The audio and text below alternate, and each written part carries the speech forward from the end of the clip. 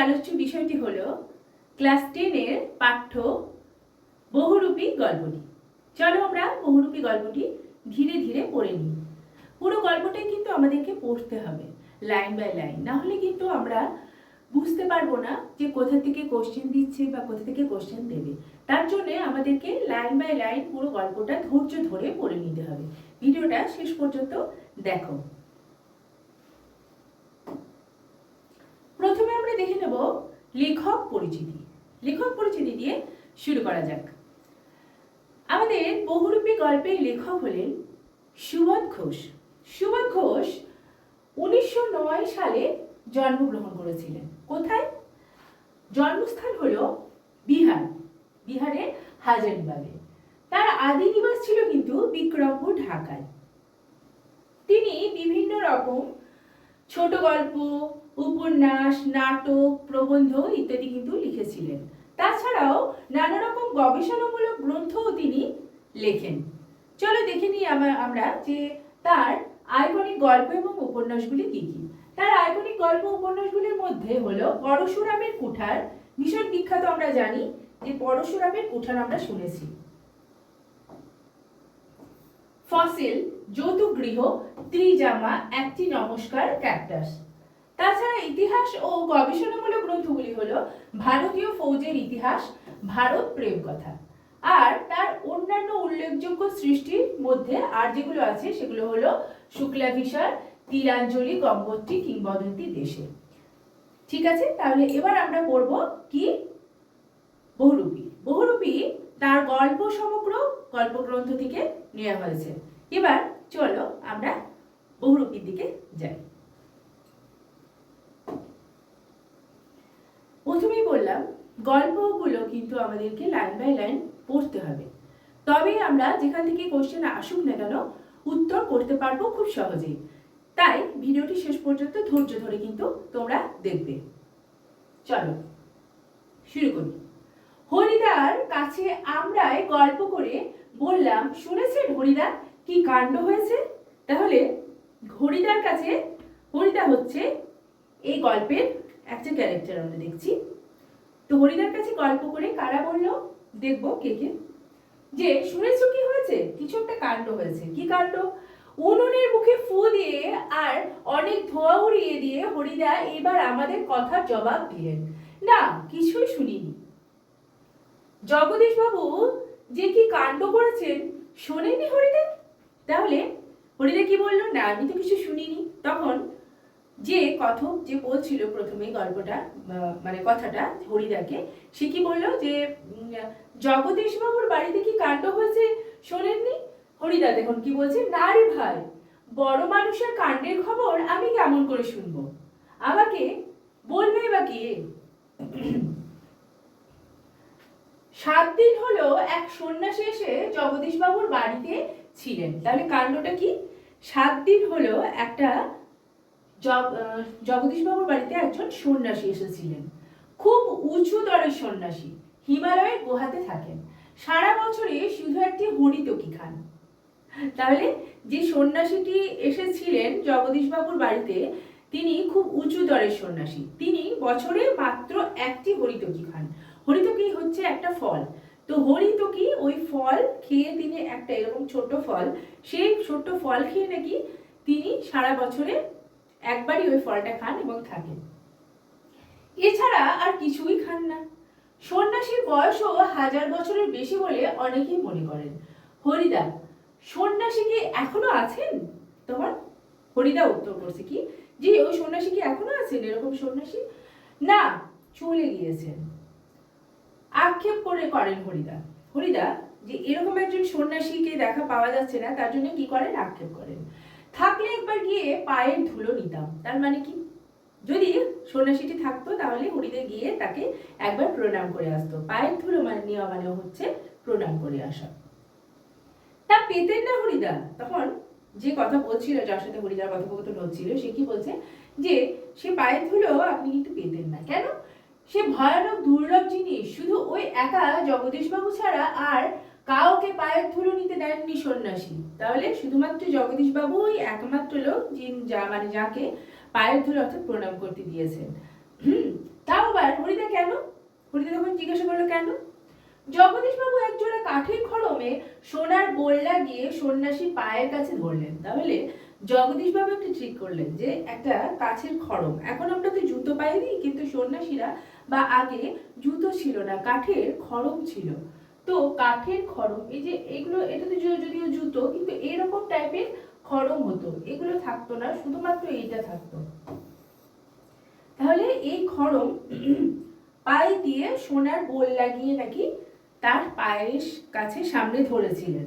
তখন বাধ্য হয়ে সন্ন্যাসী পা এগিয়ে দিয়েছিলেন, নতুন খড়ম পড়লেন, আর সেই ফাঁকে জগদীশবাবু পায়ের ধুলো নিয়েছিলেন। যে সময় নতুন খড়ম পায়ে দিলেন, সেই সময় জগদীশবাবু কি করলেন, সেই ফাঁকে পায়ের ধুলো অর্থাৎ প্রণাম করে নিয়েছিলেন।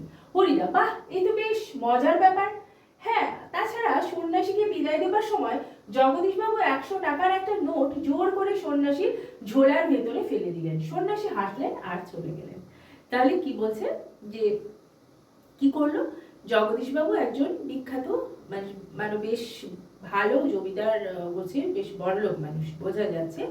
তো যাওয়ার সময় সন্ন্যাসী যে ঝোলা ছিল, যে ব্যাগ ছিল ছোট্ট মতো ঝোলায় বলে, সে তার মধ্যে কি করলো, জগদীশবাবু 100 টাকার নোট দিয়ে দিলেন, এবং সন্ন্যাসী কি করলো, হাসলো এবং চলে গেল। গল্প শুনে খুব গম্ভীর হয়ে গেলেন হরিদা, অনেকক্ষণ চুপ করে রইলেন। আমরা কি বলছি বা না বলছি সেদিকে হরিদার যেন কানই নেই। হরিদা উনানের আগুন তখন বেশ গনগন হয়ে জ্বলেছে। তাহলে কি হলো, হরিদা বেশ গম্ভীর হয়ে গেছেন, কিছু একটা ভাবছেন মনে হচ্ছে। তারা কি বলছে না বলছে হরিদার কানেই কিন্তু যাচ্ছে না। হরিদার উনুন যে ধরাইলো হরিদা, সেই উনানের আগুন কিন্তু বেশ গনগনে, মানে ভালো মতো আগুন জ্বলছে আর কি। আমাদের চায়ের জন্য এক হাঁড়ি ফুটন্ত জল নামিয়ে দিয়েই হরিদা তার ভাতের হাঁড়িটাকে উনানে চড়ালেন। তাহলে আমাদের মানে যারা যারা এই গল্প, যে কথাগুলো বলছে, কথোপকথন হচ্ছে, তারা কি বলছে, আমাদের জন্য চায়ের জলটা নামিয়ে দিয়ে তার হরিদা নিজের ভাতের জন্য হাঁড়ি চড়ালেন।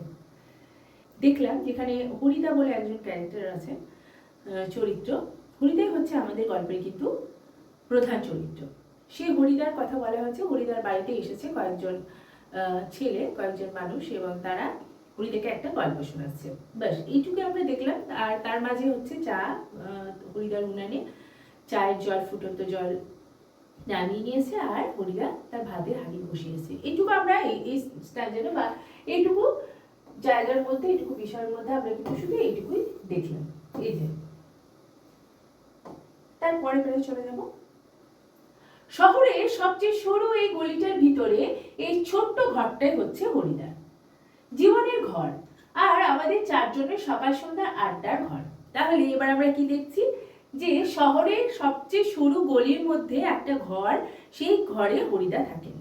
আর ওই চারজন যে গল্প, যে কথা বলছিল এতক্ষণ, যে একটা কাণ্ড হয়েছে, এটা ওটা সেটা কথোপকথন হচ্ছিল, তারা চারটি ছেলে, তারা আসে কি করে, হরিদার ঘরে আড্ডা দেয়, চা খায়, এগুলো করে আর কি সকাল সন্ধ্যায়।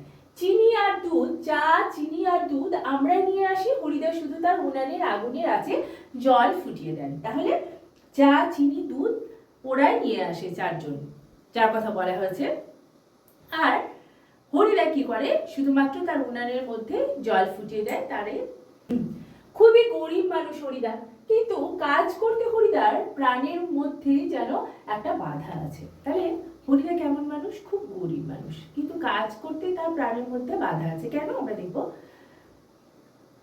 ইচ্ছে করলে কোনো অফিসের কাজ কিংবা কোনো দোকানের বিক্রিওয়ালার কাজ পেয়ে যেতে পারেন হরিদা, কিন্তু ওই ধরনের কাজ হরিদার জীবনের পছন্দই নয়।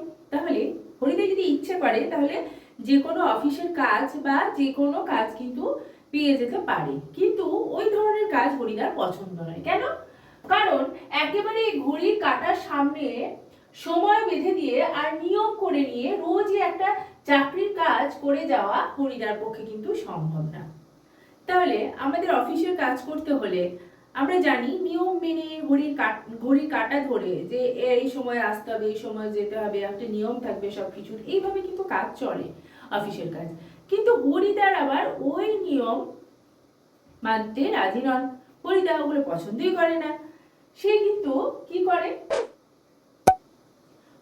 উনানের হাঁড়িতে অনেক সময় শুধু জল ফোটে, ভাত ফোটে না।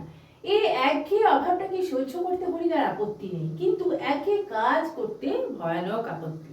তাহলে হরিদা এমন একটা মানুষ যে একঘেয়ে কাজ করতে আপত্তি আছে, কিন্তু এই যে হরিদার উনানের মাঝে মাঝে কি হয়, শুধুমাত্র জল ফোটে, হাঁড়ির মধ্যে আর কিছু থাকে না। মানে কি, মানে হরিদা এতটাই গরিব যে খাবার জন্য চাল যে ফোটাবে, ভাত বানাবে বা কোনো সবজি করবে, সেরকমও জোটে না মাঝে মাঝে, যে কোনো চালই থাকে না, কোনো সবজিই থাকে না। তো তখন সেদিন কি হয়, শুধুমাত্র জলই ফুটবে।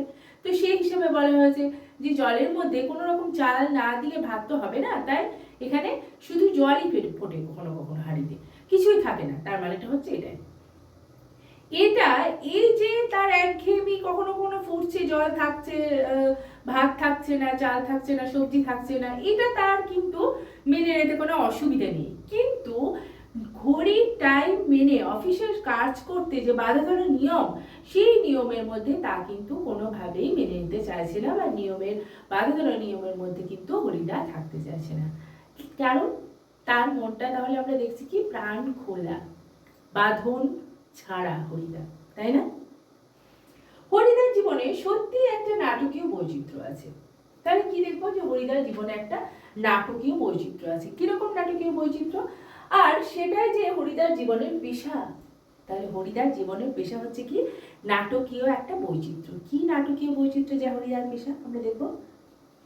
হরিদা মাঝে মাঝে বহুরূপী সেজে যেটুকু রোজগার করেন তাতেই তার ভাতের হাঁড়ির দাবি মিটিয়ে দিতে চেষ্টা করেন। তাহলে হরিদা আমরা দেখলাম কি বহুরূপী সাজেন। বহুরূপী কি, আমরা এখন পেলাম বহুরূপী কথাটা। আমরা যে বহুরূপী বহুরূপী বলি, আমাদের আজকের গল্পটা তো বহুরূপী, তাই না? এই গল্প যে বহুরূপী, তার মানে কি একটা মানুষ যার বহু রূপ, তাই না? এটাই হচ্ছে বহুরূপী। তাহলে বহুরূপী কারা হয়? আমরা ছোটবেলাতেও দেখেছি, এখনো মাঝে মধ্যে দেখি যে একটা মানুষ কখনো রাক্ষস সাজে, কখনো রাম সাজে, কখনো রাবণ সাজে, কখনো হনুমান সাজে, কখনো বা দৈত্য সাজে, কখনো বা ভগবান সাজে, কখনো বা অন্যরকম সিংহ সাজে, তাই না? নানা রকম নানা কিছু সেজে মানুষকে এন্টারটেইন করে। এটাই হচ্ছে বহুরূপী। এবং যার যেটা ইচ্ছা হয়, বাড়ি বাড়ি বা গ্রামে বা এখানে সেখানে ঘুরে বেড়ায়, তো যার যা ইচ্ছা হয় তারা কিন্তু সেরকম পয়সা দেয়। তো ওই যে সেজে মানুষকে এন্টারটেইন করা, সেটাই হচ্ছে বহুরূপী। আমরা কিন্তু গ্রামে গঞ্জে অনেক, আমরা সত্যি ছোটবেলায় অনেক বহুরূপী দেখেছি, যে বাড়িতে গ্রামে খুব বহুরূপী আসতো, ঘুরে ঘুরে বেড়াতো, আমরা কিন্তু দেখতাম, খুব মজাও পেতাম, ভালোও লাগতো। এখন অবশ্য ওইগুলোর চল কমে গেছে, এখন এগুলো দেখা যায় না, খুবই কম দেখা যায়। ছোটবেলায় কিন্তু খুব দেখেছি। এটাই হচ্ছে বহুরূপী। তো হরিদাও কিন্তু বহুরূপী। তিনি নানা রকম, নানাভাবে, নানা জায়গায় কিন্তু সাজেন। এবার দেখছি আমরা হরিদা কি কি সাজেন। মাঝে মাঝে সত্যি উপোস করেন হরিদা। তাহলে বহুরূপী সেজে তার যে রোজগার হয় 2-4 টাকা, তাতে কিন্তু তার পেট চলে। আবার মাঝে মাঝে সত্যি উপোস করতে হয়। উপোস করা মানে কি, কিছু না খেয়ে থাকাই হচ্ছে উপোস করা। কারণ তারপর একদিন হঠাৎ আবার এক সকালে কিংবা সন্ধ্যায় বিচিত্র ছদ্মবেশে অপরূপ হয়ে পথে বের হয়ে পড়েন, কেউ চিনতে পারে না। তাহলে কি করে, কোনোদিন হঠাৎ একদিন সকাল বা সন্ধ্যাবেলায় অপরূপ বিচিত্র সেজে কিন্তু হরিদা বেরিয়ে পড়েন। যারা চিনতে পারে 1 আনা 2 আনা বকশিস দেয়, যারা চিনতে পারে না তারা হয়তো কিছুই দেয় না, কিংবা বিরক্ত হয়ে 2-1 পয়সা দিয়ে দেয়। তাহলে যারা চিনতে পারে যে এটা হরিদা, যে বহুরূপী সেজে ঘুরে বেড়াচ্ছে, তারা হয়তো 2-4 পয়সা দেয়। যারা চিনতে পারে না তারা কোনো সময় কিছুই দেয় না। আবার 2-1 হয়তো বিরক্ত হয়ে, রাস্তাঘাটে আমরা অনেকেই এরকম বা করি, বা অনেকে অনেক রকম এরকম কিন্তু দৃশ্য দেখা যায়, হ্যাঁ, যে বিরক্ত হয়ে যা 1-2 টাকা ছুঁড়ে দিলাম, এরকমও কিন্তু হয়, আমরা দেখেছি। তো হরিদার পেশা তাহলে আমরা কি দেখলাম, বহুরূপী। পেশা নয়, নেশা এটা, হ্যাঁ। তারপর দেখবো কি হচ্ছে। একদিন চকের বাস স্ট্যান্ডের কাছে ঠিক দুপুর বেলাতে একটা আতঙ্কের হল্লা বেজে উঠেছিল। কি হয়েছিল, একদিন বাস স্ট্যান্ডের কাছে কি হয়েছিল, একটা হল্লা বেজে উঠেছিল দুপুরবেলায়। একটা উন্মাদ পাগল, তার মুখ থেকে লালা ঝরে পড়ছে। তাহলে কি দেখা গেল বাস স্ট্যান্ডের কাছে, যে একটা উন্মাদ মানে পাগল, একজন উন্মাদ পাগল কি হয়েছে বাস স্ট্যান্ডের কাছে আছে, মুখ থেকে কি হয়েছে, লালা ঝরে পড়ছে, চোখ দুটো কটকটে লাল, তার কোমরে একটা ছেঁড়া কম্বল জড়ানো, গলায় টিনের কোটার মতো মালা। তাহলে গলার মধ্যে কি টিনের কৌটোর মতো মালা, আর তো তার চোখ দুটো কি এমন কটকটে লাল, আর মুখ থেকে লালা ঝরে পড়ছে, আর কোমরে কি বাঁধা আছে, একটা ছেঁড়া কম্বল। পাগলটা একটা থান ইট হাতে তুলে নিয়ে বাসের উপরে বসা যাত্রীদের দিকে তেড়ে আসছে। তাহলে একটা ইট নিচে পড়েছিল, সেই ইট একটা তুলে নিয়ে বাসে যা যাত্রী ছিল তাদের দিকে এগিয়ে আসছে, মানে মারবে। পাগলরা যা করে আর কি, রাস্তাঘাটে আমরা দেখতে পাই এই দৃশ্য, অনেক দেখেছি, অনেক দেখা যায় এই দৃশ্য। তারপর চেঁচিয়ে উঠছে যাত্রীরা, দুটো একটা পয়সা ফেলেও দিচ্ছে। একটু পরে বাসের ড্রাইভার কাশিনাথ ধমক দেয়, খুব হয়েছে হরি, এইবার সরে পড়ো, অন্যদিকে যাও। তাহলে অনেকে কি করছে, যে দু একটা পয়সা ফেলে দিচ্ছে, আবার অনেকে বাসের সরে যাচ্ছে, অনেকে ভয় পড়ছে, হ্যাঁ ভয়ও লাগছে অনেকে। এবার কাশিনাথ হচ্ছে বাসের ড্রাইভার, সে কি বলছে, অনেকে হচ্ছে হরি, এবার তুমি সরে যাও, অন্যদিকে যাও। তার মানে কাশিনাথ বাসের ড্রাইভার কিন্তু বুঝতে পেরেছে ওটা হরিরই কাজ, হরি বহুরূপী সেজে কিন্তু ঘুরে ঘুরে বেড়াচ্ছে, তখন কি বলছে, যাও তুমি সরে যাও। হ্যাঁ, ওটা কি বহুরূপী? বাসের যাত্রীরা কেউ হাসে, কেউ বা বেশ বিরক্ত হয়, আর কেউ আবার বেশ বিস্তৃত। সত্যি খুব চমৎকার পাগল সাজতে পেরেছে তো লোকটা। তাহলে কেউ আবার হাসে, কেউ বিরক্ত হয়, আবার কেউ অবাক হয়ে যায়, আশ্চর্য হয়ে যায়, বিস্মিত হয়ে যায়। বিস্মিত মানে কি, অবাক বা আশ্চর্য হওয়া, তাই না? যে সত্যি কেমন চমৎকার পাগল সেজেছে, দেখো, যে সত্যি ওটা কি পাগল, আমরা তো পাগলই ভেবেছিলাম, সেজেছে বহুরূপী, এটা তো বোঝাই যাচ্ছে না, এই জন্য আশ্চর্য হচ্ছে মানুষ। হরিদার জীবন এরকমই বহুরূপের খেলা দেখিয়ে একরকম চলে যাচ্ছে। তাহলে হরিদার জীবনটা এইভাবেই চলে যাচ্ছে, বহুরূপী নানা রকম সেজে টেজে ঘুরে বেরিয়ে কিন্তু খেলা দেখিয়ে চলছে জীবনটা। এই শহরের জীবনে মাঝে মাঝে বেশ চমৎকার ঘটনা সৃষ্টি করেন হরিদা। তাহলে বহুরূপী হরিদা শহরের মাঝে মাঝে কিন্তু খুব চমৎকার দৃশ্য তিনি কিন্তু সৃষ্টি করেন। কেমন, সন্ধ্যার আলো সবেমাত্র জ্বলছে, দোকানে দোকানে লোকজনের ব্যস্ততা আর মুখরতা জমে উঠেছে। এই যে সন্ধ্যার আলো সবেমাত্র জ্বলছে, আর কি হয়েছে, দোকানে দোকানে সবেমাত্র কিন্তু আলো জ্বলছে, মানে একদম সন্ধ্যা শুরু হচ্ছে এই সময়টা। হঠাৎ পথের উপর দিয়ে ঘুঙুরের মিষ্টি শব্দ রুমঝুম করে কিন্তু বেজে চলেছে, চলে যেতে থাকে। তাহলে তখন কি হয়েছে, হঠাৎ রাস্তার ওপরে কি চলছে, রুমঝুম করে কিন্তু বেজে চলেছে পায়ের শব্দ, ঘুঙুর পরে যেন কেউ মিষ্টি আওয়াজ করে যাচ্ছে। এক রূপসী বাইজি প্রায় নাচতে নাচতে চলে যাচ্ছে। তাহলে কি দেখা যাচ্ছে, যে রাস্তায় একটা রূপসী বাইজি নাচতে নাচতে চলে যাচ্ছে। এক রূপসী বাইজি কি করছে, নাচতে নাচতে চলে যাচ্ছে রাস্তার উপর দিয়ে। শহরে যারা নতুন এসেছে তারা দুই চোখ বড় করে তাকিয়ে থাকে, কিন্তু দোকানদার হেসে ফেলে, হরির কাণ্ড, হ্যাঁ এটা একটা বহুরূপী নাকি?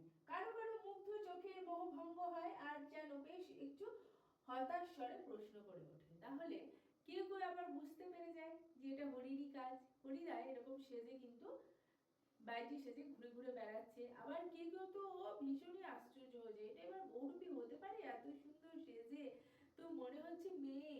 তারপর কি হয়, তারা হতাশও হয়ে যায়, যে যা এটা মেয়ে নয়, বহুরূপী মেয়ে সেজেছিল, এরকম করে কিন্তু অনেকে হতাশও হয়। তাহলে হরিদার জীবনটা আমরা কিরকম দেখছি, যে কখনো সে পাগল সাজে, কখনো সে বাইজি সাজে, এরকম করে বহুরূপী সেজে ঘুরে ঘুরে বেড়ায়। তারপর আরো আমরা দেখবো হরিদা আর কি কি সাজে। আচ্ছা, কেমন লাগছে তোমাদের গল্পটা শুনতে এবং পড়তে? ভিডিওটি অবশ্যই তোমরা জানাবে, কমেন্ট করো। তারপর দেখব বাইজির ছদ্মবেশে সেদিনে হরিদার রোজগার মন্দ হয়নি। তাহলে যেদিন বাইজি সেজেছিল সেদিন কিন্তু তার রোজগারটা মন্দ হয়নি, মোট 8 টাকা 10 আনা পেয়েছিলেন। আমরাও দেখেছিলাম এক একটা দোকানের সামনে গিয়ে দাঁড়াচ্ছে সেই রূপসী বাইজি, মুচকি হেসে আর চোখ টিপে একটা ফুল সাজি এগিয়ে দিচ্ছে। তাহলে কি করছে, দোকানের সামনে সামনে গিয়ে দাঁড়াচ্ছে, সুন্দর করে সেজেছে মেয়ের মতো বাইজি, এবং সে কি করছে, মাঝে মাঝে এক একটা দোকানের সামনে যাচ্ছে এবং মুচকি হাসছে।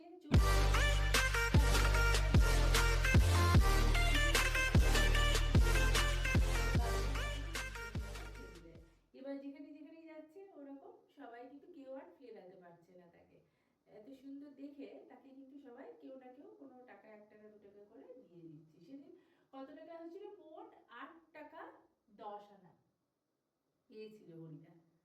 8 টাকা 10 আনা সেই সময় কিন্তু কম না, অনেকটাই। তো হরিদা সেদিন কি পেয়েছিল, 8 টাকা 10 আনা। বেশ। তারপর কোনোদিন বাউল, কোনোদিন কাপালি, কখনো বোচকা, কাঁধে বুড়ো কাবুলিওয়ালা, কখনো হ্যাট কোট পেন্সিলন পরা ফিরিঙ্গি কেরামি সাহেব। একবার পুলিশে যে দয়ালবাবু লিচু বাগানের ভিতরে দাঁড়িয়েছিলেন হরিদা। তাহলে দেখলাম কি কি, যে কখনো কি সাজেন, বাউল সাজেন, বাউল সেজে গান করেন, কোনোদিন কাপালিক বাউল সাজেন, কোনোদিন আবার কাপালিক সাজেন, কখনো আবার বোচকা গানে বুড়ো কাবুলিওয়ালার মতো হয়ে যায়, আবার কখনো হ্যাট কোট পেন্সিল পরে যেন সাহেব, তাই না, সাহেবের মতো ফিরিঙ্গি। একবার পুলিশ যে দয়ালবাবু লিচু বাগানের ভিতরে দাঁড়িয়েছিলেন হরিদা। তাহলে দয়ালবাবু বলে একজন মানুষ ছিলেন, তার লিচু বাগান ছিল, সেই লিচু বাগানের মধ্যে হরিদা পুলিশ সেজে দাঁড়িয়েছিল। তারপরে ঘটনাটা দেখবো, খুব মজা, দেখবো এখন কি হয়। স্কুলের 4টে ছেলেকে ধরেছিলেন, ভয় কেঁদে ফেলেছিল ওই 4টে ছেলে স্কুলের। আর স্কুলের মাস্টার এসে সেই নকল পুলিশের কাছে ক্ষমা চেয়েছিলেন। স্কুলের 4টে ছেলেকে ওই লিচু বাগানে ঢুকে কিন্তু পুলিশ এসে ধরেছিল, তারপর স্কুলের মাস্টার এসে কিন্তু ক্ষমা চেয়েছিল কার কাছে, পুলিশের কাছে, পুলিশ ভেবে। তারপর কি হয়েছিল, এবারের মতো মাফ করে দিন, কিন্তু 8 আনা ঘুষ দিয়ে তারপর মাস্টারের অনুরোধ ক্ষমা করেছিলেন সেই নকল পুলিশ হরিদা। তাহলে কি হয়েছিল, 8 আনা ঘুষ নিয়েছিল, 8 আনা ঘুষ নিয়ে তারপর কিন্তু ক্ষমা করেছিল, মানে মাস্টার বুঝতেই পারেনি ওটা হরিদা। তার মানে হরিদা কিন্তু বেশ খুব ভালোই ট্যালেন্ট, তাই না। হরিদা এতটাই ভালো ট্যালেন্ট, মানে যে রূপে সাজে না কেন, যেমনই সাজুক, সেটা কিন্তু সত্যি হয়ে মনে হচ্ছে যেন ফুটে আসছে সেই চরিত্রে, তাকে এত সুন্দর মানায়, এত সুন্দর সে অভিনয়টা করে, যেন মনে হয় সে পুলিশ তো সত্যিই পুলিশ, বাইজি তো সত্যিই বাইজি, বা সে পাগল তো সত্যিই পাগল। তারপর পরদিন অবশ্য স্কুলের মাস্টারমশাইয়ের জানতে বাকি থাকেনি কাকে তিনি 8 আনা ঘুষ দিয়েছেন।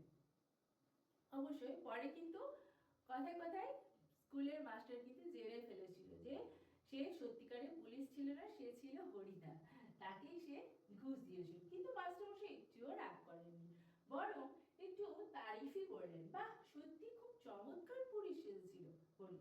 তাহলে কি বললো, যে মাস্টার মশাই কিন্তু একটু রাগ করেনি, সে কি বললো, বরং তারিফ করলো, মানে প্রশংসা করলো যে সত্যি হরি কিন্তু বেশ ভালোই চমৎকার পুলিশ সেজেছিল, বোঝাই যাচ্ছিল না, ধরাই যাচ্ছিল না, এত সুন্দর পুলিশে সেজেছিল। আজ এখন কিন্তু আমরা ঠিক বুঝতে পারছি না হরিদা এত গম্ভীর হয়ে কি ভাবছে। তাহলে আমরা প্রথম দৃশ্যে চলে যাব। প্রথমে যখন আমরা দেখলাম 4 জন এসে হরিদার সাথে কথোপকথন করছিল, হঠাৎ করে হরিদা কি করলো, গম্ভীর হয়ে কিছু ভাবতে শুরু করেছিল, তাই না। এবার সেখানে এসে আবার আমরা পৌঁছলাম। তাহলে আজকে হরিদার হলো কি, হঠাৎ এত গম্ভীর হয়ে গেল। মাঝখানে আমরা কিন্তু হরিদার জীবনের চরিত্র, হরিদার সাজ পোশাক, হরিদের কাজ, হরিদার সম্পর্কে কিন্তু আমরা জেনে নিলাম যে হরিদা কি করে। হ্যাঁ, এবার আমরা দেখবো সন্ন্যাসীর গল্পটা শুনে কি হরিদার মাথার মধ্যে নতুন কোনো মতলব ছটফট করছে নাকি? ঠিক আমাদের সন্দেহ মিথ্যে নয়। তাহলে এই যে সন্ন্যাসীর কথা শুনে কিন্তু মনে হচ্ছে যে হরিদার মাথায় কোনো নতুন মতলব ছটফট করছে, কিছু একটা মাথায় বুদ্ধি আসছে, এরকম সত্যি, এটা কিন্তু মিথ্যে না। তাহলে দেখা যায় কি হচ্ছে, হরিদা বলেন আজ তোদের বা আজ তোমাদের একটা জবর খেলা দেখাবো। কি বলছে, আজকে তোমাদের একটা জবর খেলা দেবো। এতক্ষণ গম্ভীর হয়ে হরিদা ওটাই ভাবছিল, চিন্তা ভাবনা করছিল কি করা যায়। এবার বলেই ফেললো যে এবার তোমাদেরকে একটা আজ সন্ধ্যাবেলা কি করবো, জবর খেলা দেখাবো। কি জবর খেলা, আমাদের দেখিয়ে আপনার লাভ কি হরিদা? তাই বলছে, আমাদের কাছ থেকে একটা সিগারেটের চেয়ে বেশি কিছু তো পাবেন না। তখন ওই চারটে ছেলে কি বললো যে আমাদেরকে দেখিয়ে তোমার লাভ কি, আমাদের কাছে তো কিছুই নাই, শুধুমাত্র কি পাবে, ওই দু একটা সিগারেট ছাড়া তো আর কিছুই পাবে না। দেখো হরিদা, না ঠিক তোমাদের দেখাবো না, আমি বলছি যে তোমরা সেখানে থেকো, তাহলে দেখতে পাবে যে কি খেলা দেখাবো। কোথায়? তাহলে ওরা কি বললো কোথায়? হরিদা তখন বলছে আজ সন্ধ্যায় জগদীশ বাবুর বাড়িতে। এবার জগদীশ বাবুর কথা শুনতে, এবার বলছে আজকে সন্ধ্যায় তাহলে তোমরা জগদীশ বাবুর বাড়িতে থেকো, আজকে জব্বর খেলা দেখাবো। তাহলে খেলাটা কি আমরা এখন দেখবো।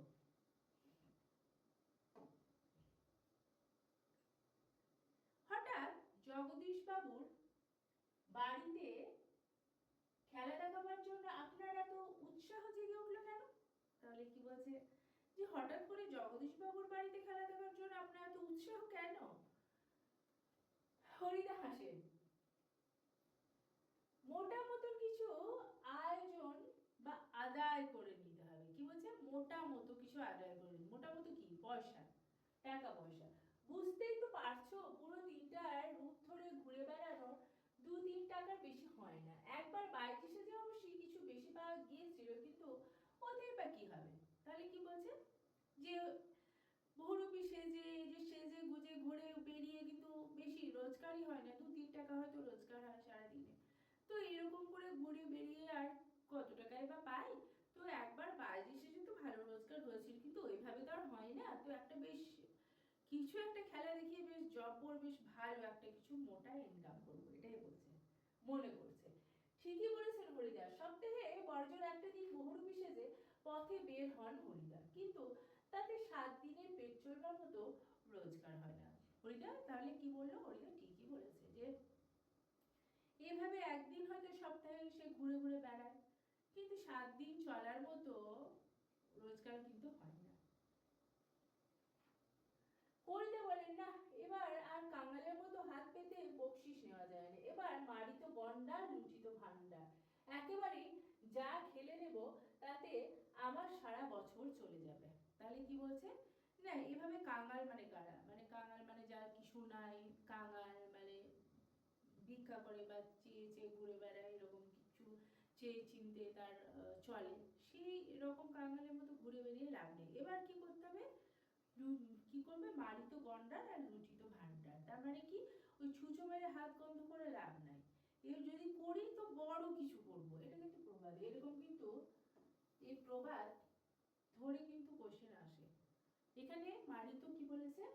গন্ডার, মানে যদি মারি তাহলে বড় পশু বা বড় জিনিস মারবো। ওই ছোট মোটো জিনিস মেরে বা ছোট মোটো জিনিসকে হাতে লাগিয়ে কোনো লাভ নাই। আর লুটিত ভান্ডার, আর যদি লুটবো তো কি করবো? ভান্ডার লুটবো, বড় জিনিসে হাত নেবো। তো সেইভাবে বলছি, সেই অনুযায়ী কিন্তু এই প্রবাদটার কথা বলা হয়েছে যে ছোটখাটো জিনিসে হাত দিয়ে চুচো মেরে হাত গন্ধ করা, সেইটা সেরকম ব্যাপার, ওই রকম করে লাভ নেই। এটাকে করতে হবে যদি আমরা করি, যদি আমি কাজ করি তো ভালোভাবেই করবো, নাহলে করবোই না, ছেড়ে দেবো, এরকম একটা ব্যাপার চলে এসছে। এখান থেকে কিন্তু আসে কোশ্চেন যে এটার মানে কি, বা এইটা মানে কি বলতে চেয়েছেন হরিদা। কিন্তু সেই কি করে সম্ভব? জগদীশ বাবু ধনী মানুষ বটেন, কিন্তু বেশ কৃপণ মানুষ। তাহলে জগদীশ বাবু কেমন? ধনী মানে বড় লোক খুব, কিন্তু কৃপণ, তাই না? হরিদাকে একটা যোগী সন্ন্যাসী কিংবা বৈরাগী শাস্ত্রীকে কত আর খুশি হয়ে দেবেন জগদীশ বাবু? আর খুশি হলে বা কত আনা বকশিস দেবেন? 5 আনার বেশি তো নয়ই নয়। তাহলে কি বলেছে যে জগদীশ বাবু বড় জোর 5 আনা দেবে, 1 টাকাও দেবে না হয়তো। হরিদা বলে তোমরা যদি দেখতে চাও তবে আজ ঠিক সন্ধ্যাতে জগদীশ বাবুর বাড়িতে থেকো। তাহলে যদি তোমরা দেখতেই চাও তাহলে সন্ধ্যাবেলা জগদীশ বাবুর বাড়িতে থাকবে, দেখাবো। আমরা বললাম থাকবো, আমাদের স্পোর্টসের চাঁদা নেবার জন্য আজ ঠিক সন্ধ্যাতেই জগদীশ বাবুর কাছে যাব। তাহলে স্পোর্টস মানে কি? খেলা, মানে আজকে তাহলে আমরা সন্ধ্যাবেলায় এই খেলার চাঁদা নেওয়ার ছলে কিন্তু সন্ধ্যাবেলা আজকে ওদের বাড়িতেই থাকবো। তাহলে দেখিও কি করা যায়। তাহলে আজকে এবার কি হবে? আজকে দেখা যাবে যে কি হয় সন্ধ্যাবেলায়। তো দেখলাম আমরা এরকম মধ্যে কি দেখলাম যে হরিদা সংসার চলছে না, খুব 7 দিনের মধ্যে একদিন হয়তো বার হয়, সেই যেটুকু পয়সা আসে তার মধ্যে কিন্তু চলে না, সেই 7 দিন কিন্তু সে কাটাতে পারে না। তাই সে এতক্ষণ গম্ভীর হয়ে ভাবছিল যে কি করা যায়। তারপরে তার মাথায় কিছু একটা আইডিয়া এসছে যে জগদীশ বাবুর বাড়িতে সন্ধ্যাবেলায় কিছু একটা খেলা দেখেন। তাহলে চল আমরা দেখি যে খেলাটা কি।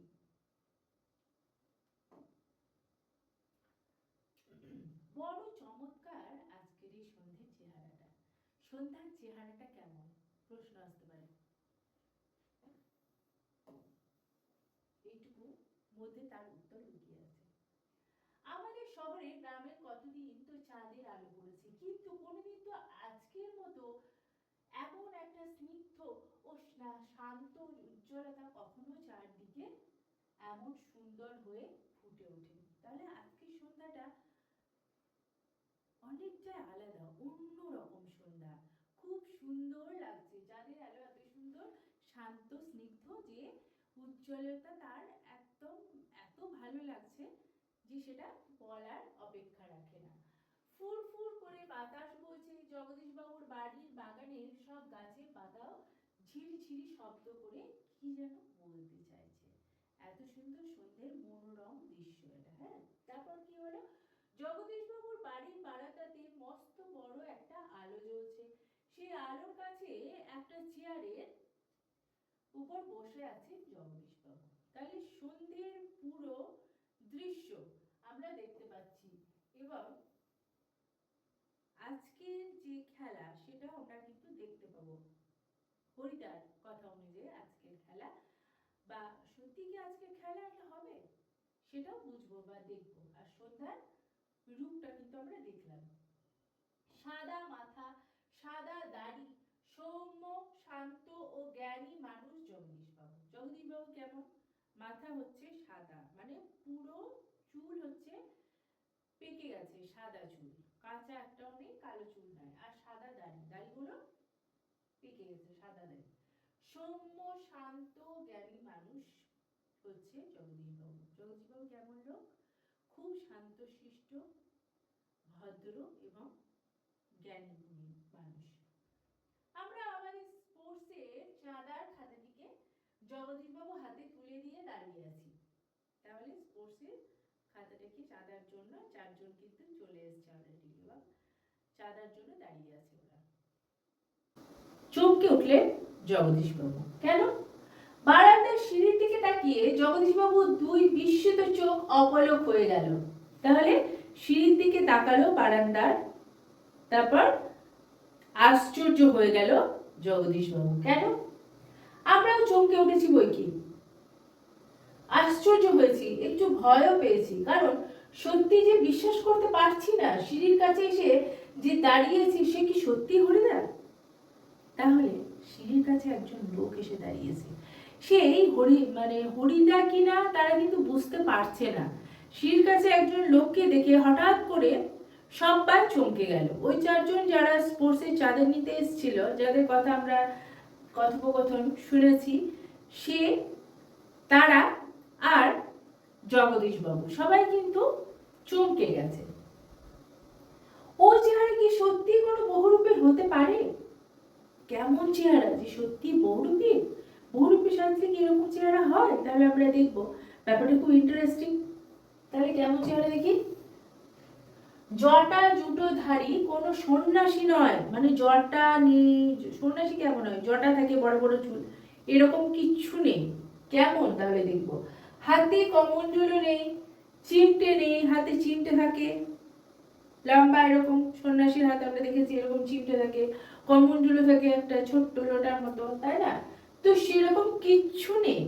তাহলে কেমন আমরা দেখবো, তাহলে সাজটা কেমন দেখবো।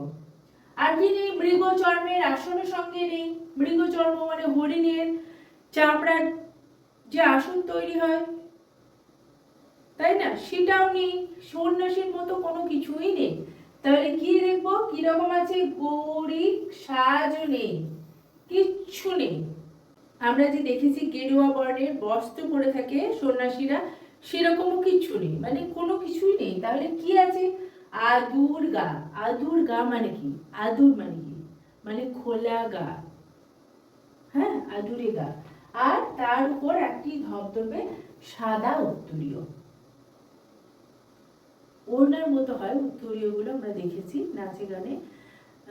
পরে মানুষজন বা কোনো মানুষকে অতিথি আপ্যায়নের সময় উত্তরীয় পরে সম্বর্ধনা জানানো হয়। উত্তরীয় মানে এটাই আমরা জানি, তোমরাও জানো হয়তো। তাহলে দেখলাম কিরকম তার রূপ, পুরো খোলা গা, আদুরে গা, এবং শুধুমাত্র সাদা ধবধবে একটা উত্তরীয় পরে আছে, বাস, আর কিছু নেই। পরনে ছোট বহরের একটি সাদা থান, আর নিচে কি পরে আছে? ছোট বহরের একটা সাদা থান। তাহলে এই যে এই জিনিসটাও কিন্তু ইম্পর্টেন্ট, কেমন তার রূপটা সেদিনের মাথায় ছিল।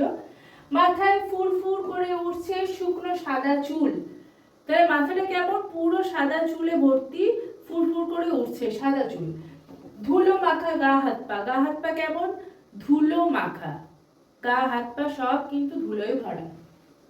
হাতে একটা ঝোলা, সেই ঝোলার ভিতর শুধু একটা বই। তাহলে হাতে কি আছে? শুধু একটা ঝোলা আছে। ঝোলা মানে হচ্ছে ব্যাগ নয়, ঠিক ঝোলার মতো, যা যারা সন্ন্যাসীর মধ্যে থাকে না, থলে টাইপের, ওগুলোকে ঝোলা বলা হয়। সেই থলের মধ্যে কি রয়েছে? একটা বই খালি। কি? সে বইটা হচ্ছে গীতা। গীতা বের করে কি যেন দেখলেন এই আগন্তুক, তারপর নিজের মনেই হাসলেন। গীতাটা খুলে দেখলো কিছু একটা, তাই না? ধর্মগ্রন্থ, তাই না? গীতা। তো গীতায় শুধু একটা বইটা ছিল, সেই বইটা খুলে কিছু একটা দেখলো। তারপর কি হলো আমরা দেখবো। ব্যাপারটা খুব ইন্টারেস্টিং। হরিদ্বার এরকম কি করে হয়? হরিদ্বার তো এরকম নয়, হরিদ্বার তো অনেক রকম অনেক কিছুই সাজে। আগন্তুক এই মানুষটি যেন এই জগতের সীমার ওপার থেকে হেঁটে হেঁটে চলে এসেছেন। তাহলে কি মনে হচ্ছে? আগন্তুকে এই মানুষটা, এই যে মানুষটাকে আমরা দেখলাম, আদুরে গা, কিচ্ছু নেই, সাদা চুল, এই যে আমরা ছবিটা একটু দেওয়ার চেষ্টা করেছি এইরকম টাইপের মানুষটা। তাহলে সে, তাকে দেখে কি মনে হচ্ছে? সে কোনো একটা অন্য জগৎ থেকে এসছে, এই জগতেরই মানুষ না। তাকে দেখেই কেমন যেন একটা মনের মধ্যে অনুভূতি হয়। শীর্ণ শরীরটাকে প্রায় অশরীরই একটা চেহারা বলে মনে হয়। তাহলে শীর্ণ শরীরটা, তার শরীরটা হচ্ছে শীর্ণ, হ্যাঁ, একদমই শীর্ণ শরীর, মানে শরীরের মধ্যে কিছু নেই, হালকা দুগলা এরকম টাইপের শীর্ণ শরীর। তার মধ্যে কি মনে হচ্ছে যেন একটা অশরীরী। অশরীরী মানে কি? মানে শরীরই নয়, অশরীরী, আত্মা, এরকম টাইপের মনে হতে লাগলো। কি অদ্ভুত উত্তপ্ত, শান্ত, উজ্জ্বল একটা দৃষ্টি ও আগন্তুকের চোখ থেকে ঝরে পড়ছে। উঠে দাঁড়ালেন জগদীশ বাবু, আসুন। তাহলে তার মনে হচ্ছে কি যেন তার চোখ থেকে বেরিয়ে আসছে যেন কিরকম ধরনের একটা ফুলকি, তাই না? উজ্জ্বল দৃষ্টি, উজ্জ্বল দৃষ্টি বেরিয়ে আসছে। তাকে দেখে মনেই হচ্ছে না সে ইহ জগতের মানুষ, তাকে মনে হচ্ছে অন্য কোনো জগৎ থেকে সে চলে এসেছে। তখন তাকে দাঁড়িয়ে অভ্যর্থনা করলেন কে? জগদীশ বাবু, আসুন বললেন। আগন্তুক হাসেন, আপনি কি ভগবানের চেয়েও বড়? আগন্তুক কি বলছেন? জগদীশ বাবুকে, আপনি কি ভগবানের চেয়েও বড়? জগদীশ বাবু কিছু ভেবে বলেন, কেন কেন আপনি এই কথা বলছেন মহারাজ? আমি মহারাজ নই, আমি এই সৃষ্টির মধ্যে এক কণা ধুলি। তাহলে জগদীশ বাবু কি বলছে? আপনি কেন এরকম বলছেন? তখন আগন্তুক কি বলেন? যে আমি মহারাজ নই, আমি এই জগতের কি এক কণা মাত্র ধুলি। কিন্তু আপনি বোধহয় 11 লক্ষ টাকার সম্পত্তির অহংকারে নিজেকে ভগবানের চেয়েও বড় বলে মনে করেন, তাই ওইখানে দাঁড়িয়ে আছেন, নেমে আসতে পারছেন না। তাহলে কি বলছে? কেন বলছে এরকম কথা? যে আপনি, মানে উনি তো ভীষণ ধনী জগদীশ বাবু, তো 11 লক্ষ টাকা ওনার রয়েছে সম্পত্তি। তো ওই 11 লক্ষ টাকার মোহে কি আপনি এতটাই অহংকারী হয়ে গেছেন যে ওখানেই দাঁড়িয়ে থাকবেন, আপনি আসবেন না, এরকম করে আর কি বলছে। তখন তাড়াতাড়ি করে সেই মুহূর্তে কি করলো? সিঁড়ি ধরে নেমে যান জগদীশ বাবু ওনার কাছে। আমার অপরাধ হয়েছে, আপনি রাগ করবেন না। আগন্তুক আবার হাসেন, আমি বিরাগী। আমি কি? বিরাগী, মানে আমার কোনো রাগ থাকতে পারে না। রাগ নামে কোনো রিপু আমার নেই, মানে যার কোনো রাগ থাকে না, আর সেই হচ্ছে বিরাগী, তাই না? ছিল একদিন, সেটা পূর্ব জন্মের কথা। তাহলে রাগ ছিল, সেটা কবে ছিল? পূর্ব জন্ম মানে আগের জন্মে ছিল। এই জন্মে আমার কোনো রাগ ফাগ নেই। জগদীশ বাবু বলুন, এখন আপনাকে কি সেবা করব? জগদীশ বাবু কি বলছে? তাহলে আপনি বলুন, এখন আমি আপনার কি সেবা করব? বিরাগী বলেন, ঠান্ডা জল চাই, আর কিছু চাই না। কি বলল বিরাগী? যে শুধু ঠান্ডা জল চাইছি, আর কিছু চাইছি না। ঠান্ডা জল খেয়ে হাত ছাড়েন বিরাগী। এদিকে ভবতোষ আমার কানের কাছে ফিসফিস করে বলে, না না, হরিদা নয়, হতেই পারে না, অসম্ভব, হরিদার গলার স্বর এরকমই নয়।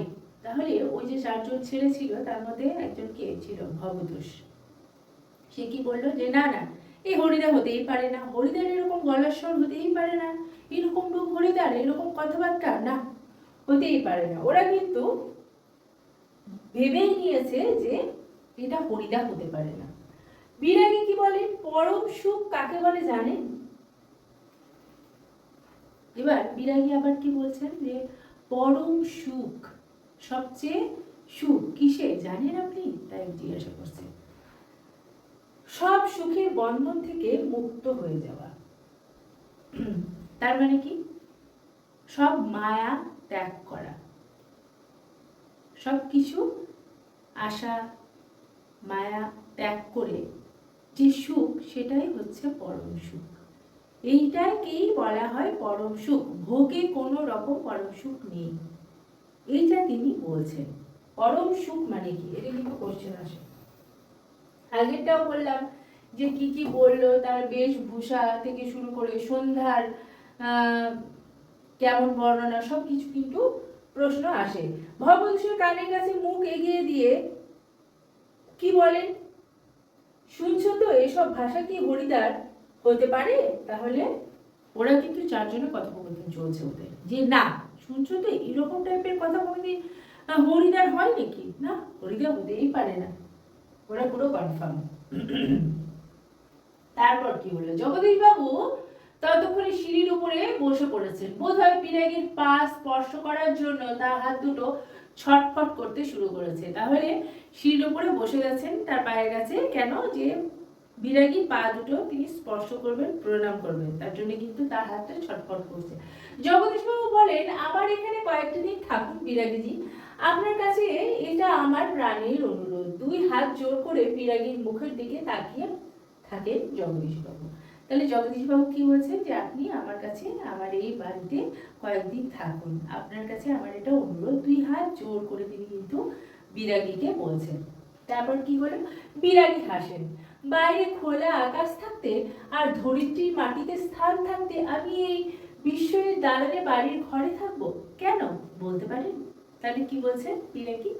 যে বাইরে তো খোলা আকাশ, বাতাস, এত ইহ জগৎ, পৃথিবী, এত সুন্দর জগৎ, সবকিছু ছেড়ে, মাটি ছেড়ে, ধরিত্রী ছেড়ে আপনি আমাকে এই দালানের মধ্যে থাকতে বলছেন? না, আমি তো দালানের মধ্যে থাকতে পারবো না। বিস্ময়ী মানে যার বিষয় সম্পত্তি আছে, সেই হচ্ছে বিস্ময়ী। হ্যাঁ, বিরাগী জগদীশ বাবুর গলার স্বরের আবেদন করুণ হয়ে ছলছল করছে। বিরাগী বলেন, না।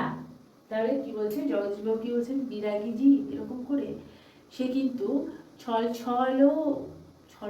হয়ে গেল তার গলার স্বরটা, যে বলেছে যে না আমি থাকবো না, সে কিন্তু খুব মনে একটা খারাপ লেগেছে, কষ্ট পেয়েছে জগদীশ বাবু। বিরাগী তখন কি বলছে? না, আপনার এখানে জল খেয়েছি, এই যথেষ্ট। পরমাত্মা আপনার কল্যাণ করুন, কিন্তু আপনার এখানে থাকা আমার পক্ষে সম্ভব নয়। তাহলে কি বলছে? আপনার এখানে জল খেয়েছি, এটাই আমার অনেক। আপনার কল্যাণ করুন ভগবান, আপনার কল্যাণ করুন বলে আশীর্বাদ করলেন, কিন্তু আপনার এখানে আমি থাকতে পারবো না। জগদীশ বাবু, তবে অন্তত একটু কিছু আজ্ঞা করুন, যদি আপনাকে কোনো, তাহলে কি বলছে জগদীশ বাবু? কি বলতে চাইছে? যে কিছু আজ্ঞা করুন মানে কি?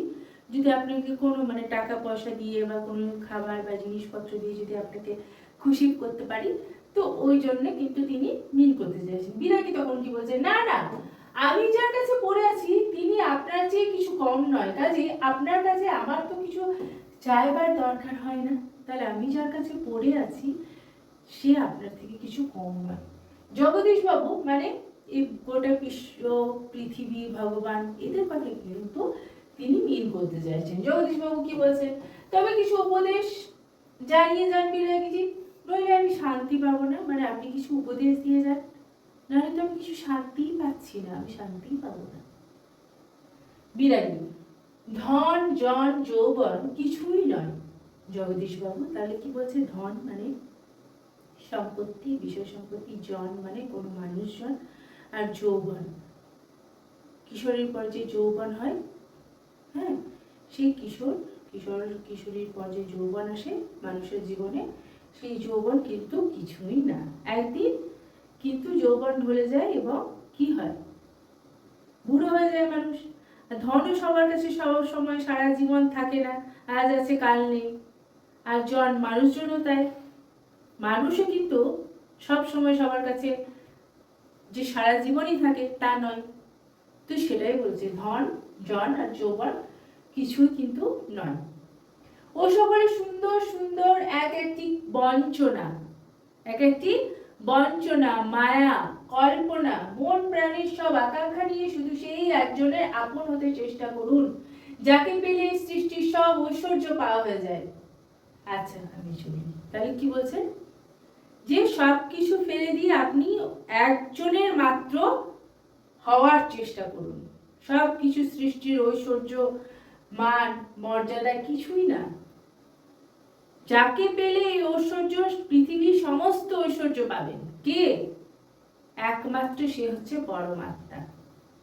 কথা বলা হয়েছে, তার হয়ে থাকুন, তাহলে সবকিছু পাওয়া হবে, এটাই বলেছে। আচ্ছা, আমি চলি। তাহলে বিরাগীজি কি বলছে, যে বেশ, আমি তাহলে এবার আসি।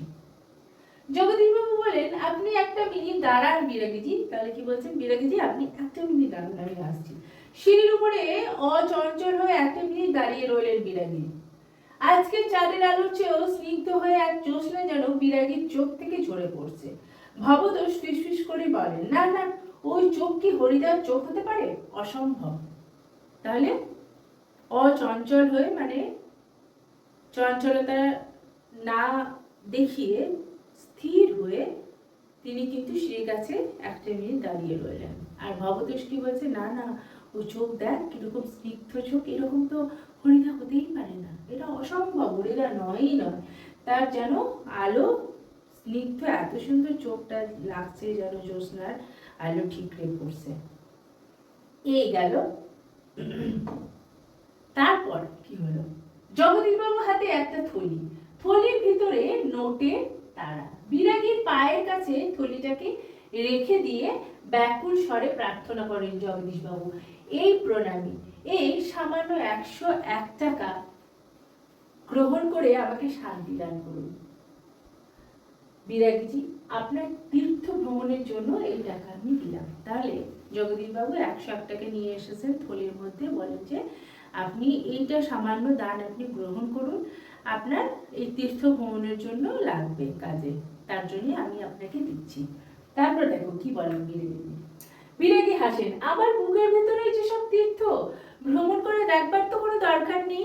তাহলে কি বলছে, আমার বুকের ভিতরেই সব তীর্থ, আমাকে ভ্রমণ করে দেখার কোনো দরকার হয় না। জগদীশবাবু, আমার অনুরোধ বিরাগীজি।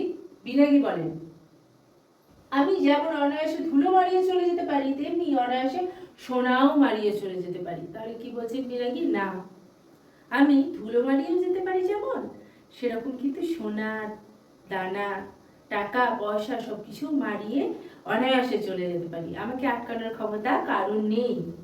বলতে বলতে সিঁড়ি থেকে নেমে গেলেন বিরাগী। 101 টাকা থলি তার সিঁড়ির উপরেই পড়ে রইল, সেদিকে বলেও একবার তাকালেন না বিরাগীজি। তাহলে বিরাগীজি এইভাবে বলতে বলতে তিনি কিন্তু চলে গেলেন বেরিয়ে। 101 টাকার যে থলে সেটা ওখানেই পড়ে রইল, তার দিকে তাকিয়েও দেখলেন না।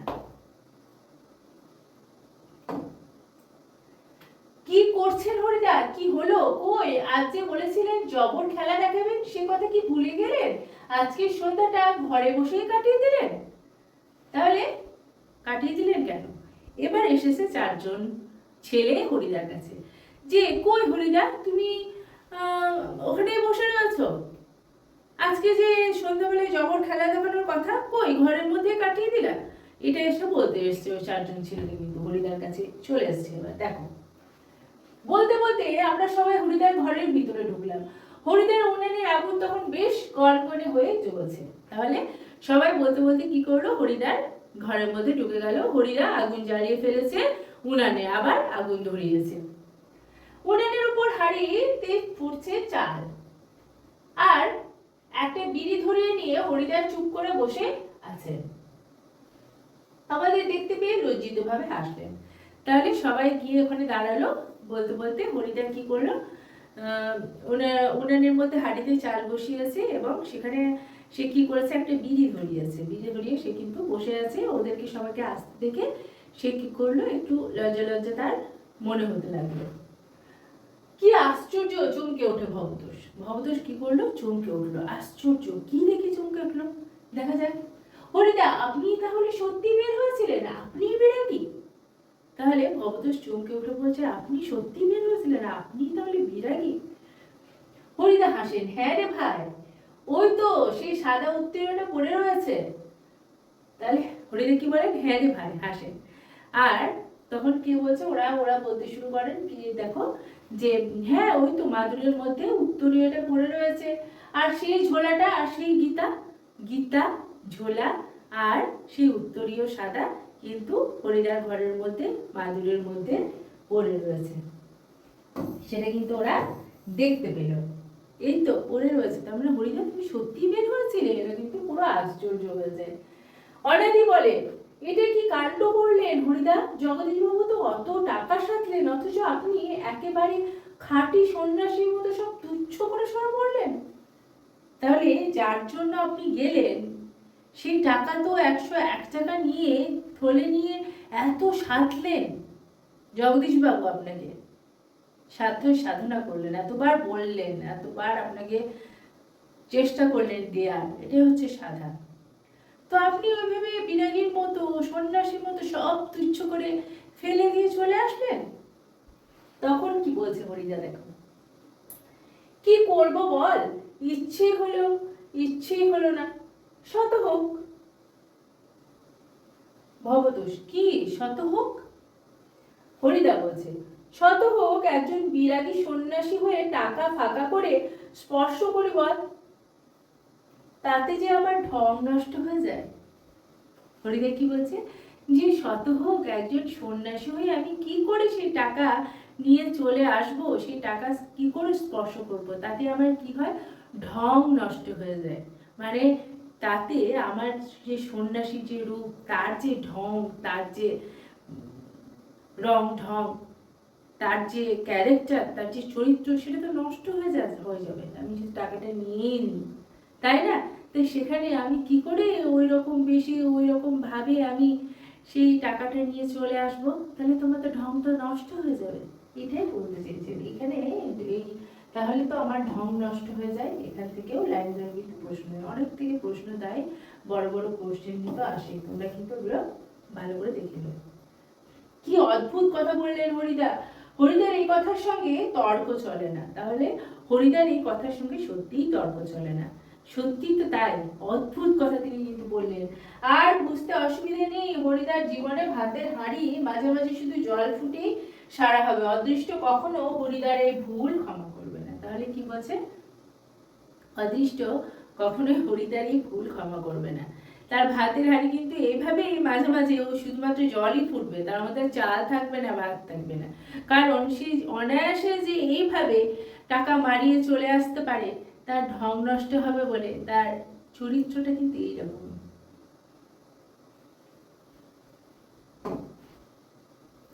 অনাদি বলে, কিন্তু আপনি কি জগদীশবাবুর কাছে গিয়ে আর কখনো, মানে বলতে যাচ্ছে যে আর কখনো কি আপনি জগদীশবাবুর কাছে গিয়ে, তখন চেঁচিয়ে হেসে ওঠেন হরিদা। কেন যাবো তো, না গিয়ে উপায় কি? গিয়ে অন্তত বকশিসটা তো দাবি করতেই হবে। তাহলে কি বলছে, আমি তো তো যাবই, আমি গিয়ে অন্তত বকশিসটা তো দাবি করবো আমার, তাই না? তখন বকশিস চেঁচিয়ে ওঠে ভবতোষ। বকশিস কেন বলছে? সে তো বড় জোর 8 আনা কিংবা 10 আনা, 12 আনাও নয়। 12 আনাতে কি হয়? এই 16 আনাও নয়, 16 আনা 1 টাকা হয়। তাহলে বকশিস চেঁচিয়ে ওঠে ভবতোষ। কেন? কারণ সে তো কত হতে পারে, মাত্র বড় জোর 4 আনা থেকে 8 আনা, তাই না? তার বেশি তো হবেই না, 10 আনা হবে খুব বেশি হলে, 1 টাকাও তো হবে না। তো তুমি গিয়ে ওই বকশিস, সেজন্য চেঁচিয়ে ওঠে ভবতোষ। হরিদা বিড়ি মুখে দিয়ে লজ্জিত ভাবে হাসেন। কি আর করা যাবে বল, খাঁটি মানুষ তো নয়, এই বহুরূপী জীবন, এর চেয়ে বেশি আর কি আশা করতে পারে। লাস্টের লাইনটাও কিন্তু ভীষণ ইম্পর্টেন্ট। তো হরিদা কি বলছে, খাঁটি মানুষ তো আর নয়, আমি হচ্ছি বহুরূপী, বহুরূপী জীবন, এর চেয়ে বেশি আর কত টাকাই বা আশা করে, তাই না? সেটাই বলছে হরিদা, যে এর চেয়ে বেশি আর মূল্য আমার মনে হয় আর হবে না। খাঁটি মানুষ তো আমি নই, আমি কি, আমি বহুরূপী, আসল মানুষ না, আমার অনেক রূপ। তো যাই হয়, যেটুকুই হয় ওইটাই। তাহলে এটা হলো আমাদের বহুরূপী গল্পটা শেষ। এতদূর আমরা পড়লাম বহুরূপী। সবাই বহুরূপী গল্পটা দেখবে ভিডিওটি এবং কমেন্ট করবে, কোনো জায়গায় অসুবিধা হলে অবশ্যই জিজ্ঞাসা করবে। কেমন লাগলো বহুরূপী গল্পটি অবশ্যই জানাবে। চলো এরপর আমরা দেখে নেব কিছু কোয়েশ্চেন, উদাহরণ দিয়ে একটা দুটো কোয়েশ্চেন আমরা দেখে নিই যে কিরকম আসতে পারে বা আসে। প্রথমে শর্ট কোয়েশ্চেন দিয়ে শুরু করছি। 1 নম্বরে অতি সংক্ষিপ্ত প্রশ্ন উত্তর। 1, হরিদার জীবনের পেশা কি ছিল? আমরা জানি হরিদার জীবনের পেশা কি ছিল। সুবোধ ঘোষের বহুরূপী গল্পে হরিদার পেশা ছিল মাঝে মাঝে বিচিত্র ছদ্মবেশে ধারণ করে বা বহুরূপী সেজে রাস্তায় ঘুরে বেড়ানো। বা কি পেশা? বহুরূপী সাজা। এটাও বলতে পারি এক কথায়, কিন্তু পুরো কথায় জবাবটা দিতে হবে 1 নম্বরে। 2 নম্বর প্রশ্ন হচ্ছে, বিরাগী জগদীশ বাবুর কাছে কি চেয়েছিলেন? বিরাগী জগদীশ বাবুর কাছে কি চেয়েছিলেন, এটা হচ্ছে কোশ্চেন। তাহলে উত্তর কি? বিরাগী ছদ্মবেশে হরিদা জগদীশ বাবুর কাছে তৃষ্ণা মেটানোর জন্য শুধুমাত্র 1 গ্লাস জল চেয়েছিলেন, আর অন্য কোনো সম্পদ নয়। তাহলে কি চেয়েছিলেন? শুধুমাত্র 1 গ্লাস জল, আর কিচ্ছু না। এই গেল দুটো আমাদের 1 নম্বরের প্রশ্ন। আমি শুধুমাত্র একটু উদাহরণ দিয়ে বলে দিচ্ছি যে এরকম ধরনেরই প্রশ্ন কিন্তু আসতে পারে। তারপর আমরা দেখব 3 নম্বরের ব্যাখ্যামূলক। তাতে যে আমার ঢং নষ্ট হয়ে যায়। হ্যাঁ, এটা হচ্ছে কোশ্চেন। এই কোশ্চেনের বা এই লাইনের মধ্যে যেগুলো যেগুলো উত্তর হতে পারে, দেখো প্রশ্ন এবং উৎস। বক্তা সুবোধ ঘোষ রচিত বহুরূপী গল্পের প্রধান চরিত্র হচ্ছে হরিদা। তো হরিদাই হচ্ছে বক্তা। বক্তাকে যদি এখানে প্রশ্ন করে তাহলে এটা হবে। এবার প্রসঙ্গ কোন সময় এসেছিল, কোন সময় প্রসঙ্গ কথা বলা হয়েছে। জগদীশ বাবুর বাড়িতে বিরাগী বা সন্ন্যাসী সেজে গিয়ে হরিদা তার নিখুঁত অভিনয়ের মাধ্যমে জগদীশ বাবুকে মুগ্ধ করেন। জগদীশ বাবু তাকে তীর্থ ভ্রমণের জন্য 101 টাকা দিতে চান, কিন্তু হরিদা তা প্রত্যাখ্যান করেন। এই ঘটনার কারণে ব্যাখ্যা করতে গিয়েই কিন্তু এই প্রসঙ্গে এই কথাটা উঠে আসে যে আমার ওই টাকাটা নিলে এটা কি হতো, আমার ঢং নষ্ট হতো। তারপর হলো তাৎপর্য। তাহলে এর মানে কি, এর মানেটা কি আমরা এখন বুঝে নেব। কেন বলেছেন এই কথা আমরা সেটাও দেখে নেব। হরিদা অত্যন্ত গরিব, কিন্তু একজন খাঁটি মানুষ। তার চরিত্রটা এতটাই সুন্দর, এতটাই ভালো। তিনি গরিব কিন্তু লোভী নন। হ্যাঁ, তিনি একজন শিল্পী, খাঁটি শিল্পী। একজন সন্ন্যাসী বা বিরাগী কখনোই টাকা স্পর্শ করেন না। হরিদা যদি বিরাগী ছদ্মবেশে টাকা গ্রহণ করতেন তবে তার চরিত্রের সত্যতা এবং শিল্পের মর্যাদা ক্ষুণ্ণ হতো, তাই না? নষ্ট হতো। নিজের বহুরূপী শিল্পের পবিত্রতা নিখুঁত অভিনয়ের জন্য সেটাকে ঢং বলা হয়েছে। বাঁচিয়ে রাখতেই তিনি টাকা প্রত্যাখ্যান করেন। তাহলে আমরা এখানে কি দেখলাম, যে হরিদা কিন্তু একজন খাঁটি শিল্পী, খাঁটি মানুষ। তিনি খাঁটি মানুষ, শিল্পী, গরিব, কিন্তু লোভী নন। তিনি শিল্পীর কিন্তু যে সত্যতা, তার মর্যাদা, তা কিন্তু তিনি দিতে জানেন। তিনি যে সাজে সাজেন, তিনি সেই সাজকে কিন্তু একদম নিজের মতো করে পূজা করেন। এটা আমরা দেখছি, এটা একজন শিল্পীর মাহাত্ম্য, একজন খাঁটি শিল্পীর এটাই পরিচয়। তাই এখানে বলা হয়েছে আমার ঢং নষ্ট হবে, এইভাবে বলা যায়। তারপর দেখবো পরের প্রশ্ন, একটা বড় প্রশ্ন, কি রচনাধর্মী। বহুরূপী গল্প অবলম্বনে হরিদার চরিত্র বিশ্লেষণ করো। হরিদার চরিত্র, হরিদাই হচ্ছে আমাদের গল্পের মেন চরিত্র। তার চরিত্র বিশ্লেষণ করতে গিয়ে আমরা দেখবো কি সুবোধ ঘোষের বহুরূপী গল্পের কেন্দ্রীয় চরিত্র হরিদা হলেন এক নিঃস্ব অথচ আত্মমর্যাদা সম্পন্ন ব্যক্তি আর স্বাধীন চেতা শিল্পী। তিনি তার যে অফিসের বাধা ধরা কাজ, সেখান থেকে আমরা বুঝতে পারি যে সে অফিসে বাধা ধরা কাজ করতে চায় না, কারণ তার মনটা কি কেমন, স্বাধীন চেতা। তিনি হচ্ছেন স্বাধীন চেতা। তার চরিত্রের তিনটি মূল দিক আমরা দেখব কি কি। এক হচ্ছে স্বাধীন চেতা ও নির্লিপ্ত। হরিদার কাছে ধরা বাধা ছকে ঘড়ির কাঁটা মিলিয়ে কোনো অফিসে বা দোকানে চাকরি করা চরম অপছন্দের, কারণ তিনি স্বাধীন চেতা। হাড়িতে শুধু জল ফোটার কষ্ট তিনি সহ্য করতে পারেন, কিন্তু পরাধীন হয়ে একঘেয়ে জীবনযাপন করা তার পক্ষে সম্ভব না। তারপর কি দেখবো, নিখুঁত অভিনয় দক্ষতা। সেটাও আমরা দেখেছি, কি কি সেজেছিল গরিব থেকে তিনি প্রথমে পাগল, তারপর পুলিশ, তারপরে বাইজি, তারপরে বিরাগী, এরকম করে যা যা সেজেছিল তা কিন্তু তার অভিনয় নিখুঁত অভিনয়। একজন শিল্পীর পরিচয়। তার বহুরূপী পেশায় তিনি অসামান্য পারদর্শী। পাগল, বাইজি, পুলিশ কিংবা বিরাগী, প্রতিটি ছদ্মবেশেই তিনি এতটাই বাস্তব হয়ে ওঠেন যে চেনা মানুষরাও তাকে কিন্তু চিনতে পারে না। আমরা দেখেছি, বারবার দেখেছি যে যারা চেনা মানুষ তারাও কিন্তু চিনতে ভুল করে। শিল্পীর যে এতটাই শিল্পকর্ম, এত সুন্দর নিখুঁত ভাবে তার অভিনয়, যে মানুষ কিন্তু তাকে চিনতে ভুল করে, চিনতেই পারে না। তারপর শিল্পের প্রতি তার চরম দায়বদ্ধতা, এটাও হচ্ছে একটা ভীষণই ইম্পর্টেন্ট পয়েন্ট। জগদীশ বাবুর দেওয়া 101 টাকা তিনি অনায়াসে নিতে পারতেন, যা তার সারা বছরের অভাব মিটিয়ে যেত। অবশ্যই 101 টাকা যদি নিয়ে রাখতো না, তার বছরে সারা বছর হয়তো তাকে কোনো কিছু করতেই হতো না, বসে বসে খেতে পারতো। কিন্তু তার কি হয়, ঢং নষ্ট হয়, তাই না? কিন্তু একজন বিরাগীর বেশে টাকা নিলে তার শিল্পের অপমান হবে, এই বোধ থেকে তিনি এইভাবে টাকে কিন্তু প্রত্যাখ্যান করে দেয়। অবশ্যই শিল্পের অমর্যাদা হবে, অসম্মান হবে, তাই সে প্রত্যাখ্যান করে টাকা। হরিদা কেবল একজন বহুরূপী নন, তিনি এমন একজন মহৎ শিল্পী যার কাছে নিজের পেটের ক্ষুধার চেয়ে কিন্তু শিল্পের মর্যাদা এবং সত্যতা অনেক বেশি মূল্যবান। হরিদা এমন একজন শিল্পী, এমন একজন মানুষ। তাহলে আজকে আমাদের গল্পটা কেমন লাগলো, হরিদার চরিত্রটা কেমন লাগলো, তোমরা অবশ্যই কমেন্ট করে জানাও।